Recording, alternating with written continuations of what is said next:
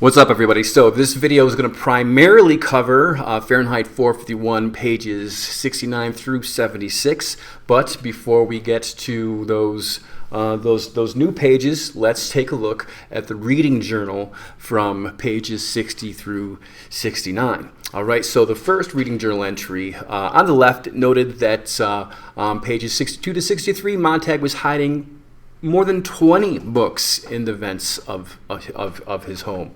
And that may have not been a big surprise that he was hiding books in the vents of his home. I mean, the air conditioning vents were hinted at a number of times in the novel prior to this, so we may have had a feeling that something was going on with those things, but you may have been surprised that it was 20. Because it didn't seem like the book he took at that fire call where the woman torched herself, didn't it almost feel like that was the first time he did this? But apparently it was not. Apparently he's done this plenty. So on the right, what does this suggest about how long he's been curious about books? Well, it looks like it predates the novel. And hey, you know what else? Remember that thing I told you to put in your back pocket about the power outage and him and his mom, and there was they didn't want the power to come on again too soon? I would argue that may have been one of the first inklings Montag had of something could be wrong. But how long has he been curious? Well, it's been a while. It's been longer than maybe we realize. I think this predates his conversations with Clarice as well. So do I have solid evidence that I could pull from the text for that? I don't. I am inferring that, but I think it's worth noting anyway. And then the second reading journal entry, I asked you to comment on the different approaches to reading between Guy and Mildred. And I put the word approaches in quotes because it deserves to be in quotes, because Mildred does not seem to want to approach reading at all. I mean, Montag's curious, and he's like, I got to find out what it is about these things. And he's struggling to understand them. But he's given it his best shot. Mildred, on the other hand, is like thoroughly opposed to reading. I mean, it seems to make her mad the more Montag pushes it. So that's notable. In the final reading journal entry, I asked you to finish these two sentences, both about Clarice. The first was, the best I can figure what happened to Clarice was, and then you answered that, and then the next one was, if I were Guy Montag, I could go to find out more information about what happened to Clarice by, and then you finished up that sentence. Now, here's the really frustrating thing. I don't know. I suppose to some degree those were trick questions, all right? Because the best we can figure happened to Clarice is, that's really up for debate. I mean, Mildred says she was hit by a car and died, but I think Mildred has really demonstrated that she is a poor resource for any kind of knowledge. I don't think she's a go-to person. And then Beatty acknowledged her, and that her and her family were kind of rebellious, and he acknowledged that she's better off dead. But in terms of what specifically happened, we don't know. And where could Guy Montag go find out more information about this? Nowhere. And that's problematic. I mean, there's not going to be an obituary because A, they don't do funerals anymore, and B, no one prints a newspaper. So what we're left with is actually really interesting. As frustrating as it may feel, we are in the same boat that Guy Montag is in. We don't have access to any of this information. All right, so let's get back to the text, get some new pages in. So we're on the bottom of page 69. Montag is still in the middle of a rant to Mildred about look everything that is wrong with the world. And Mildred, well, she's just not getting it. All right, so last paragraph of 69, and we'll move forward from here. Jesus God, said Montag, every hour so many damn things in the sky. How in hell did those bombers get up there every single second of our lives? Why doesn't someone want to talk about it? We've started and won 2 atomic wars since 1960. Is it because we're having so much fun at home we've forgotten the world? Is it because we're so rich and the rest of the world's so poor and we just don't care if they are? I've heard rumors. The world is starving, but we're well fed. Is it true? The world works hard and we play? Is that why we're hated so much? I've heard rumors about hate too once in a long while over the years. Do you know why? I don't, that's sure. Maybe the books can get us half out of the cave. They just might stop us from making the same damn insane mistakes. I don't hear those idiot bastards in your parlor talking about it. God, Millie, don't you see? An hour a day, 2 hours with these books, and maybe... The telephone rang. Mildred snatched the phone. Anne, she laughed. Yes, the White Clown's on tonight. Montag walked to the kitchen and threw the book down. Montag, he said, you're really stupid. Where do we go from here? Do we turn the books in? Forget it? He opened the book to read over Mildred's laughter. Poor Millie, he thought. Poor Montag, it's mud to you too. But where do you get help? Where do you find a teacher this late? Hold on. He shut his eyes. Yes, of course. Again, he found himself thinking of the Green Park a year ago. The thought had been with him many times recently, but now he remembered how it was that day in the city park when he had seen that old man in the black suit hide something, quickly, in his coat. The old man leapt up as if to run, and Montag said, Wait! I haven't done anything, cried the old man, trembling. No one said you did. They had sat in the green, soft light without saying a word for a moment, and then Montag talked about the weather, and then the old man responded with a pale voice. It was a strange, quiet meeting. The old man admitted to being a retired English professor who had been thrown out upon the world 40 years ago when the last liberal arts college shut for lack of students and patronage. His name was Faber, and when he finally lost his fear of Montag, he talked in a cadenced voice, looking at the sky and the trees and the green park. And when an hour had passed, he said something to Montag, and Montag sensed it was a rhymeless poem. And the old man grew even more courageous and said something else that was a poem too. Faber held his hand over his left coat pocket and spoke these words gently. And Montag knew if he reached out, he might pull a book of poetry from the man's coat. But he did not reach out. His hand stayed on his knees, numbed and useless. I don't talk things, sir, said Faber. I talk the meaning of things. I sit here and know I'm alive. That was all there was to it, really. An hour of monologue, a poem, a comment, and then, without even acknowledging the fact that Montag was a fireman, Faber, with a certain trembling, wrote his address on a slip of paper. For your file, he said, in case you decide to be angry with me. I'm not angry, Montag said, surprised. Mildred shrieked with laughter in the hall. Montag went to his bedroom closet and flipped through his file wall to the heading, Future Investigations. Faber's name was there. He hadn't turned it in, and he hadn't erased it. He dialed the call on a secondary phone. The phone on the far end of the line called Faber's name a dozen times before the professor answered in a faint voice. Montag identified himself and was met with a lengthy silence. Yes, Mr. Montag? Professor Faber, I have a rather odd question to ask. How many copies of the Bible are left in this country? I don't know what you're talking about. I want to know if there are any copies left at all. This is some sort of trap. I can't talk to just anyone on the phone. How many copies of Shakespeare and Plato? None. You know as well as I do, none. Faber hung up. Let's stop there for a reading journal.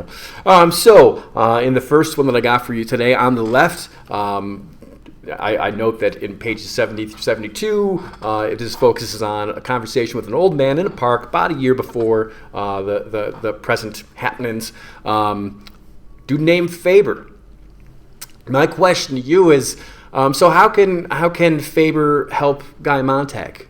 What's he good for? You'll answer that on the right. All right, so let's get back to the book. Page 72, about a quarter of the way down. Montag put down the phone. None. A thing he knew, of course, from the Firehouse listings, but somehow he had wanted to hear it from Faber himself. In the hall, Mildred's face was suffused with excitement. "Well, the ladies are coming over." Montag showed her a book. "This is the Old and New Testament, and don't start that again. It might be the last copy of this part of the world. You've got to hand it back tonight, don't you? Captain Beatty knows you've got it, doesn't he?" "I don't think he knows which book I stole. But how do I choose a substitute? Do I turn in Mr. Jefferson, Mr. Thoreau?" These are authors. "Which is least valuable? If I pick a substitute and Beatty does know which book I stole, he'll guess we've an entire library here." Mildred's mouth twitched. "See what you're doing? You'll ruin us. Who's more important, me or that Bible?" She was beginning to shriek now, sitting there like a wax doll melting in its own heat. He could hear Beatty's voice. "Sit down, Montag. Watch delicately like the petals of a flower. Light the first page. Light the second page. Each becomes a black butterfly. Beautiful, huh? Light the third page from the second, and so on. Chain smoking, chapter by chapter. All the silly things the words mean. All the false promises. All the second-hand notions and time-worn philosophies." There sat Beatty, perspiring gently, the floor littered with swarms of black moths that had died in a single storm. Mildred stopped screaming as quickly as she started. Montag was not listening. "There's only one thing to do," he said. "Sometime before tonight, when I give the book to Beatty, I've got to have a duplicate made." "You'll be here for the White Clown tonight, and the ladies coming over," cried Mildred. Montag stopped at the door with his back turned. "Millie?" A silence. "What?" "Millie, does the White Clown love you?" No answer. "Millie, he licked his lips, does your family love you? Love you very much? Love you with all their heart and soul, Millie?" He felt her blinking slowly at the back of his neck. "Why'd you ask a silly question like that?" He felt he wanted to cry, but nothing would happen to his eyes or his mouth. "If you see that dog outside," said Mildred, "give him a kick for me." He hesitated, listening at the door. He opened it and stepped out. The rain had stopped and the sun was setting in the clear sky. The street and the lawn and the porch were empty. He let his breath go in a great sigh. He slammed the door. He was on the subway. "I'm numb," he thought. When did the numbness really begin in my face, in my body? The night I kicked the pill bottle in the dark, like kicking a buried mine. The numbers will go away, he thought. It'll take time, but I'll do it. Or Faber will do it for me. Someone somewhere will give me back the old face and the old hands the way they were. Even the smile, he thought, the old burnt-in smile, that's gone. I'm lost without it. The subway fled past him, cream tile, jet black, cream tile, jet black, numerals and darkness, more darkness, and the total adding itself. Okay, in this section, this next little section of the text, we get to why part 2 is called The Sieve and the Sand. First, let's read this paragraph. "Once as a child, he had sat upon a yellow dune by the sea in the middle of the blue and hot summer day, trying to fill a sieve with sand because some cruel cousin had said, 'Fill this sieve and you'll get a dime.'" By the way, a sieve, it's a strainer. You know, the one that you have at home that has like the mesh screen. That's a sieve. And the faster he poured, the faster the sand, the faster it sifted through with a hot whispering. His hands were tired. The sand was boiling. The sieve was empty. Seated there in the midst of July without a sound, he felt the tears move down his cheeks. Now here's what you need to do. Substitute sand and a sieve for knowledge and Montag's brain. All right, Montag is trying very hard to read these books, but he's not a good reader. I mean, he doesn't have a lot of background, but he's trying. But the information is going in one ear and out the other. That is the lamest special effect I've ever come up with. I apologize. And now at this point in the book, this can get a little weird. So Montag is taking a subway train to go see Faber. And in just a sec, there's going to be a commercial that comes on the loudspeaker about dentifrice, which is a fancy name for toothpaste, just like dungarees. That's a fancy name for jeans. It's an outdated name too, just like dentifrice is an outdated name for toothpaste, okay? So Montag's going to be on the train trying to read while this super annoying toothpaste commercial is going to be blaring on the loudspeakers inside the train, and as you can imagine, that's very distracting. So here we go. Now, as a vacuum underground rushed him through the dead cellars of town, jolting him, he remembered the terrible logic of that sieve, and he looked down and saw that he was carrying the Bible open. There were people in the suction train, but he held the book in his hands, and this silly thought came to him: if you read fast and read all, maybe some of the sand will stay in the sieve. But he read, and the words fell through, and he thought, in a few hours there will be Beatty, and here will be me handing this over. So no phrase must escape me. Each line must be memorized. I will myself to do it. He clenched the book in his fists. Trumpets blared. Denham's dentifrice. Shut up, thought Montag. Consider the lilies of the field. Denham's dentifrice. They toil not. Denham's. Consider the lilies of the field. Shut up, shut up. Dentifrice. He tore the book open and flicked the pages and felt them. As if he were blind, he picked at the shape of the individual letters, not blinking. Denham's, spelled D-E-N. They toil not, neither do they. A fierce whisper of hot sand through empty sieve. Denham's does it. Consider the lilies, the lilies, the lilies. Denham's dental detergent. Shut up, shut up, shut up. It was a plea. A cry so terrible that Montag found himself on his feet, the shocked inhabitants of the loud car staring, moving back from this man with the insane, gorged face, the gibbering dry mouth, the flapping book in his fist. The people who had been sitting a moment before, tapping their feet to the rhythm of Denham's dentifrice, Denham's dandy dental detergent, Denham's dentifrice, dentifrice, dentifrice. 1, 2, 1, 2, 3, 1, 2, 1, 2, 3. The people whose mouths had been faintly twitching the words dentifrice, dentifrice, dentifrice. The train radio vomited upon Montag in retaliation. A great tonload of music made of tin, copper, silver, chromium, and brass. The people were pounded into submission. They did not run. There was no place to run. The great air train fell down its shaft into the earth. Lilies of the field. Denham's. Lilies, I said. The people stared. Call the guard. The man's off. Knoll View. The train hissed to its stop. Knoll View. A cry. Denham's. A whisper. Montag's mouth barely moved. Lilies. The train door whistled open. Montag stood. The door gaps started shut. Only then did he leap past the other passengers, screaming in his mind, plunged through the slicing door only in time. He ran on the white tiles up through the tunnels, ignoring the escalators because he wanted to feel his feet move, arms swing, lungs clench, unclench, feel his throat go raw with air. A voice drifted after him. Denham's, Denham's, Denham's. The train hissed like a snake. The train vanished in its hole. That's where we're stopping today, all right? So, yeah, I'll admit this is a kind of a weird section of the book with what him trying to memorize a book on a train while a toothpaste commercial is blaring on the speakers. That's going to make a difficult day. All right, so there's only one other reading journal entry I'd like you to do today, and on the left, you see I'm focusing on pages 74 through 76, Denham's dentifrice commercial, super annoying commercial, sometimes a strategy for commercials. So I want you to what's another example of a commercial that finds its effectiveness through being super annoying? All right. If you're having trouble thinking of one,